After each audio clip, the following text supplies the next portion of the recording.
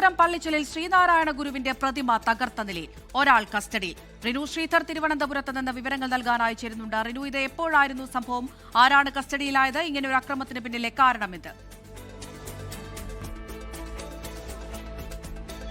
അമൃത, രാത്രി 8 മണിയോടുകൂടിയാണ് പള്ളിച്ചലിൽ സംഭവം ഉണ്ടാകുന്നത്. പള്ളിച്ചലിലെ 1019 നമ്പർ SNDP ശാഖയുടെ ഗുരുമന്ദിരത്തിലെ ഗുരുദേവന്റെ പ്രതിമയാണ് തകർത്തത്. രാത്രി 8 മണിയോടുകൂടി ഒരു ചെറുപ്പക്കാരൻ, യുവാവ് എന്ന് തോന്നിക്കുന്ന ഒരാൾ ഇതിനകത്തേക്ക് കയറുകയും തേങ്ങ കൊണ്ട് ശ്രീനാരായണ ഗുരുദേവന്റെ തലയിൽ അടിച്ചു പൊട്ടിക്കുകയും ചെയ്തു എന്നുള്ളതാണ് പറയുന്നത്. ഒരു ദൃക്സാക്ഷി ഉണ്ടായിരുന്നു. തുടർന്ന് പോലീസ് ഇയാളെ കസ്റ്റഡിയിൽ എടുത്തിട്ടുണ്ട് എന്നുള്ള വിവരമാണ് നമുക്ക് ലഭിക്കുന്നത്.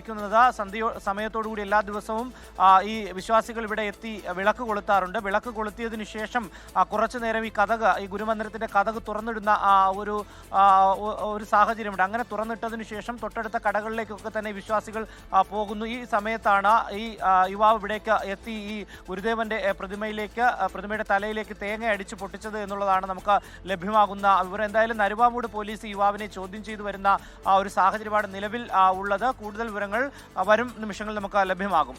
അപർണ. ശരി, റിനു ശ്രീധറാണ് തിരുവനന്തപുരത്ത് നിന്ന് വിവരങ്ങൾ നൽകിയത്.